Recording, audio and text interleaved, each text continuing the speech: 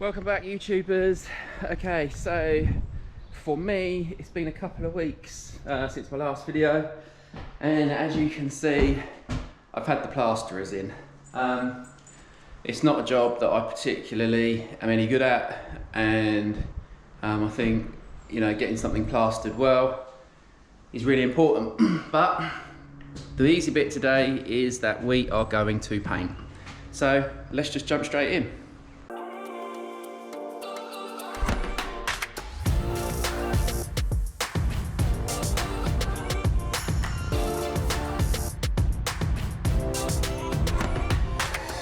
So the plastering was done last weekend and it's had all week to dry. It's not, although I paid someone to do it, it's not perfect, but it's a lot better than I could do, so I've got to be happy with that.